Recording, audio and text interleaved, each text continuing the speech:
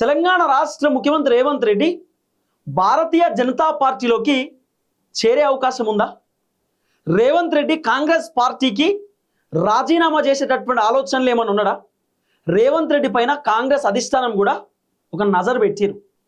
Congress party మంత్రులు కూడా రేవంత్ రెడ్డి పైన పూర్తి స్థాయిలో ఫోకస్ చేస్తున్నారు. రేవంత్ రెడ్డి ఎవరితో మాట్లాడుతున్నాడు, రేవంత్ రెడ్డి ఎవరితో టచ్లో ఉన్నాడు, రేవంత్ రెడ్డి ఏం చేస్తున్నాడు, రేవంత్ రెడ్డి వ్యవహారం ఏంది, రేవంత్ రెడ్డికి సంబంధించినటువంటి అంశం ఏందనేది pin to pin Congress party మంత్రులు అబ్జర్వ్ చేస్తూనే ఉన్నారు. అధిష్టానం కూడా కాంగ్రెస్ పార్టీ మంత్రులతోటి రేవంత్ రెడ్డి పైన ఒక కన్నేసి ఉంచమని చెప్పిరు అనేది కూడా కొంత వినబడుతున్నటువంటి చర్చ. మరి ఎందుకు రేవంత్ రెడ్డి పైన డౌటు? రేవంత్ రెడ్డి చేయబట్టి కాంగ్రెస్ అధికారంలోకి వచ్చింది, రేవంత్ రెడ్డి చేయబట్టి కాంగ్రెస్ పార్టీ బలంగా తెలంగాణ రాష్ట్రంలో పెరిగింది, రేవంత్ రెడ్డి చేయబట్టి కేరళ ఎన్నికలలో కాంగ్రెస్ అధికారంలోకి వచ్చింది, రేవంత్ రెడ్డి చేయబట్టి సర్పంచ్ ఎన్నికలలో ఎక్కువ సీట్లు వచ్చినాయి, రేవంత్ రెడ్డి చేయబట్టి మొన్న మున్సిపల్ కార్పొరేషన్ ఎన్నికలలో కూడా ఎక్కువ సీట్లు వచ్చినాయి, రేవంత్ రెడ్డి చేయబట్టి నవీన్ యాదవ్ జూబ్లీ హిల్స్ ఉప ఎన్నికలో గెలిచిండు, రేవంత్ రెడ్డి చేయబట్టి సికింద్రాబాద్ కంటోన్మెంట్లో శ్రీ గణేష్ గెలిచిండు. మరి అన్ని రేవంత్ రెడ్డి చేయబట్టి జరుగుతున్నాయి కదా. అసలు రేవంత్ రెడ్డి లేకపోతే కాంగ్రెస్ పార్టీ లేదు.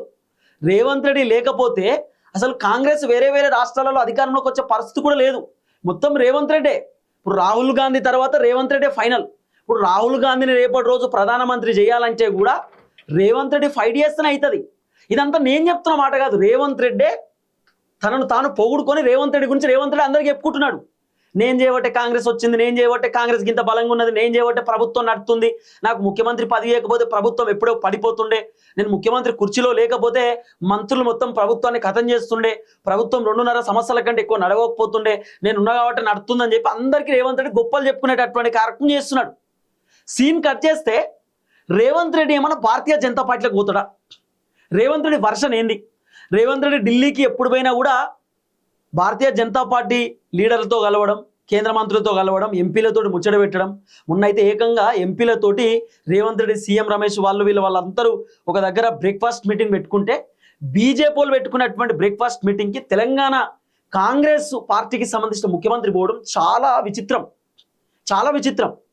అసలు ఎవ్వరు కూడా భారతీయ జనతా పార్టీ కాంగ్రెస్ పార్టీకి ఎక్కడ పడదు. పచ్చిగడ్డ వేసినా కూడా మంట వస్తుంది, గంత పంచాయతీ ఉంటుంది వాళ్ళకి, ఒకరికి పడదు. అట్లాంటిది రేవంత్ రెడ్డి కాంగ్రెస్ పార్టీకి ముఖ్యమంత్రి తెలంగాణలో, ఈయన ఎప్పుడు పోయినా భారతీయ జనతా పార్టీ లీడర్లతో ముచ్చట పెడతాడు. ఢిల్లీలో సీఎం రమేష్ ఇంటికి పోతాడు, టిఫిన్ చేస్తాడు, లంచ్ చేస్తాడు, డిన్నర్ చేస్తాడు. మొన్న ఏదో టిఫిన్ మీటింగ్ పోయింది, ఒక్కడే పోయింది, ఎవరిని తీసుకోపోలే. చాలా విచిత్రం అనిపించింది. రేవంత్ రెడ్డి తోటి బీజేపీ పార్టీకి సంబంధించి ఎంపీలు ఫోటోలు దిగడం, వాళ్ళ కుటుంబ సభ్యులు ఫోటోలు దిగడం, సోషల్ మీడియాలో పెట్టడం, ఇవన్నీ కూడా రకరకాల చర్చకు దారితీస్తున్నాయి.